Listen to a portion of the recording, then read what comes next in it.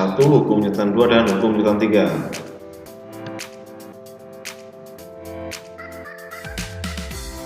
Langsung saja kita ke teori hukum Newton 1.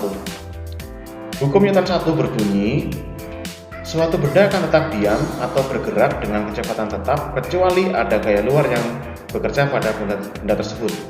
Atau dalam istilah bahasa Inggris adalah artinya sebagai berikut: an object at rest remains at rest, an object in motion remains in motion at a constant speed unless acted upon by an unbalanced force. Untuk lebih jelasnya kita lihat contoh di bawah ini ya. Seperti kita lihat contoh di bawah ini, yaitu kita melihat sebuah koin, kita letakkan di atas kertas, kemudian kita paksa koin tersebut itu untuk ikut bergerak bersama kertas. Itu kalau kita gerakannya cepat banget tuh nggak bisa ya, dia itu artinya si koin tersebut nggak bisa kita paksa untuk ikut bergerak, dia posisinya tetap, kalaupun dia bergerak hanya jatuh ke bawah secara vertikal aja, jadi dia nggak ikut bergerak ikut dengan kertasnya. Atau contoh lain seperti ini ya, misalkan ada sebuah mobil membawa tangga, mobilnya sedang berjalan, tiba-tiba mobil itu menabrak mobil lain, otomatis mobilnya akan berhenti, tapi tangga tersebut itu jatuh terlepas ke depan karena secara teorinya benda tersebut atau tangga tersebut dia tidak bisa dipaksa untuk berhenti. Jadi kalau tadi contoh di atas itu, kalau koin itu dia tidak bisa dipaksa untuk bergerak, kalau ini tangga tersebut tidak bisa dipaksa untuk berhenti. Hukum Newton 2 berbunyi sebagai berikut: saat suatu benda mendapat gaya luar, dia akan bergerak dengan percepatan yang tetap ya. Contoh dari hukum Newton 2 adalah saat kita mendorong atau menarik benda dari keadaan diam, maka benda akan bergerak ya. Ya contohnya di kehidupan sehari-hari ya, misalkan kita mendorong sebuah sepeda. Tadinya sepeda itu diam, ketika kita dorong jadi bergerak ya. Atau ketika kita menarik sebuah benda ya, misalnya kita menarik ember misalkan.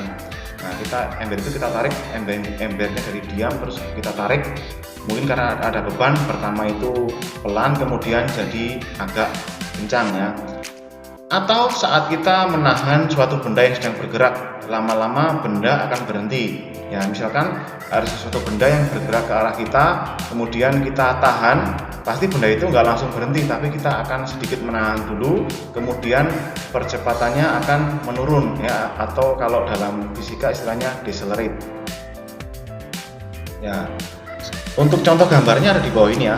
Ada dua buah mobil yang atas itu kosong, artinya nggak ada muatannya, mobil yang bawah itu bermuatan ya. Jadi tentunya tenaga yang kita keluarkan itu akan berbeda, lebih besar yang bawah, dan percepatannya pun akan berbeda tentunya. Mungkin percepatannya akan lebih cepat didapat yang atas ya, karena lebih enteng tentunya. Atau contoh lain itu ada di sebelah kanan kita sekarang ya, adalah seseorang yang mendorong gerobak ya. Secara logika kalau mendorong gerobak berarti kita pertama itu akan pelan, kemudian karena bertambahnya force-nya itu berarti percepatannya juga akan semakin bertambah. Nah, dari hukum Newton ya, dari definisi dua hukum Newton di atas, maka kita bisa mendapatkan dua buah rumus, yaitu yang pertama adalah IF sama dengan 0 atau sigma F sama dengan 0 dan sigma F sama dengan M dikali A. Tapi dari kedua rumus itu yang kita pakai dalam hukum Newton 2 kebanyakan adalah rumus yang sebelah kanan ya, yaitu sigma F sama dengan M dikali A. Rumus kedua dikemukakan Newton setelah meneliti hubungan antara gaya dan yang diberikan ya, massa benda yang didorong dan juga percepatan yang dihasilkan ya. Jadi beliau ini dulunya meneliti itu, misalkan hubungan antara tenaga yang diberikan, mungkin tenaga yang diberikan sama tapi bebannya berbeda, itu akan seperti apa.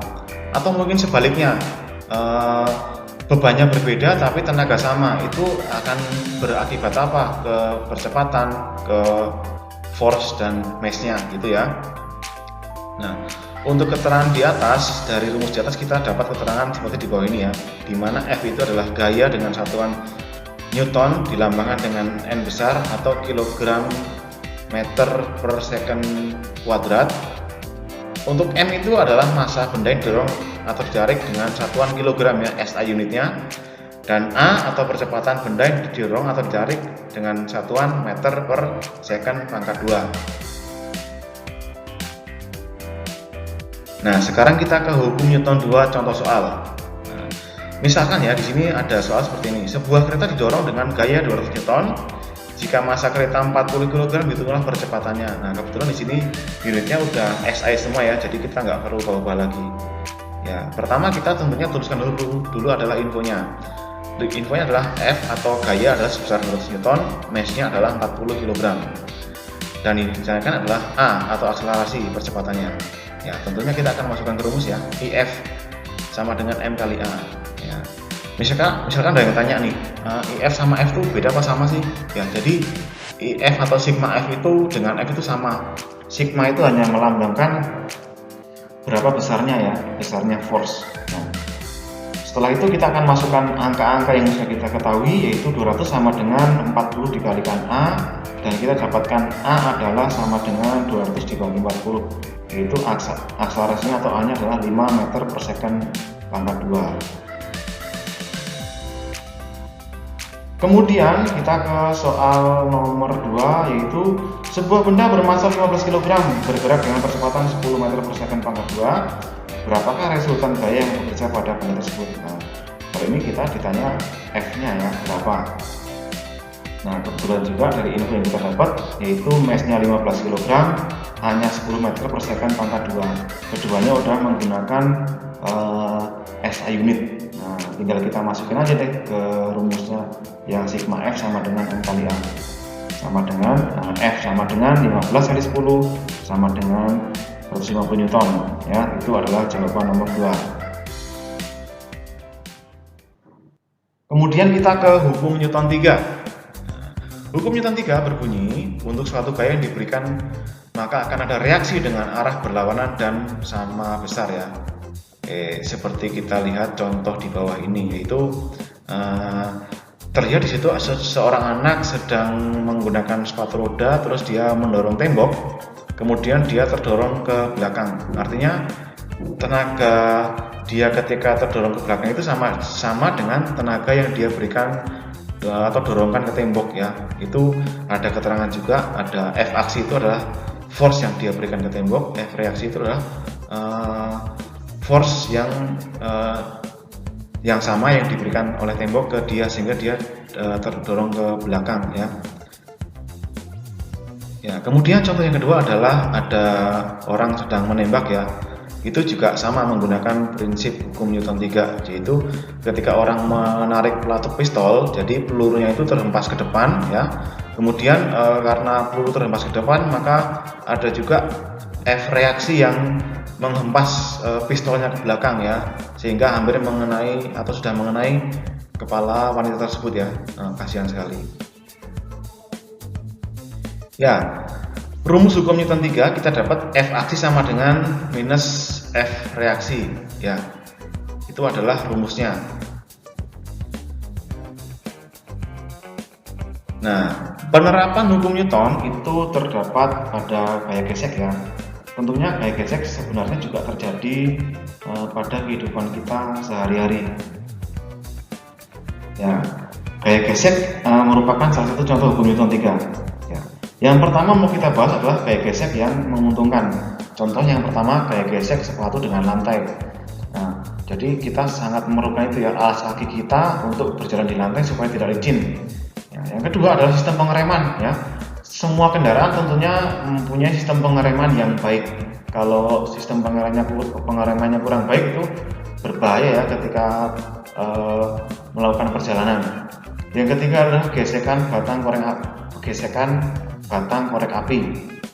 Nah, ini mungkin lebih dipakai di kegiatan outdoor ya. Jadi kalau korek api gesek itu mungkin kalau sekarang juga udah jarang, tapi kalau zaman dulu atau untuk kegiatan outdoor itu banyak. Jadi keuntungannya adalah gesekan panasnya itu menghasilkan atau menimbulkan api pada korek api sehingga bisa menyalakan api. Yang keempat adalah menahan benda supaya tidak bergeser ya. Contohnya adalah kaki meja itu kalau kaki mejanya kasar itu lebih baik ya daripada kaki meja yang licin, karena kalau kaki meja yang kasar itu akan bisa menahan posisi meja tetap pada tempatnya. Kemudian yang kedua, kita akan mengetahui gaya gesek yang merugikan beberapa ya. Contoh yang pertama adalah gesekan di dalam mesin ya. Perlu kalian ketahui, semua mesin itu, mesin kendaraan pasti mengalami gesekan di dalamnya ya. Makanya kita akan mengenal semakin tua masa kendaraan itu berarti mesinnya juga akan semakin menipis komponen-komponen di dalamnya, karena sering kita pakai, kemudian di dalamnya itu ketika bergerak juga bergesekan. Yang kedua, gesekan yang merugikan adalah gesekan yang bisa menyebabkan kebakaran ya.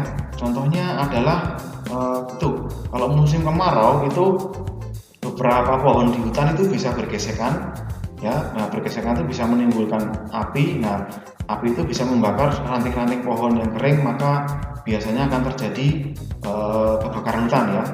Di samping dari faktor negatif, misalkan hutan dibakar, atau mungkin ada orang yang iseng membakar hutan dengan sengaja.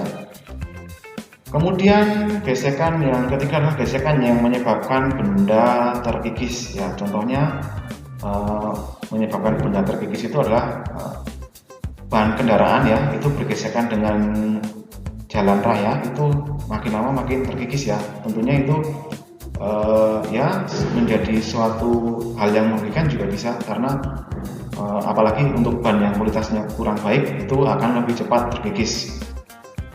Yang keempat, gesekan saat kita jatuh sehingga menyebabkan luka pada kulit. Misalkan lagi naik sepeda, jatuh, terus lututnya tergesek dengan aspal, maka itu akan menyebabkan luka dan berbahaya untuk kita. Oke, kemudian ada lagi teori yang mengatakan seperti ini ya. Gaya gesek selalu memiliki arah yang berlawanan dengan arah gerak benda, seperti contoh di bawah ini. Ya, kita lihat sebuah lintasan atau lantai, kita taruh benda di atasnya, kita akan geserkan ke sebelah kiri. Ya, ini adalah arah gesek ya, dilambangkan dengan F kecil, yaitu F gesek. Nah, kemudian arah gaya geseknya itu adalah berlawanan ke sebelah kanan, yaitu sebagai berikut, dilambangkan dengan F besar.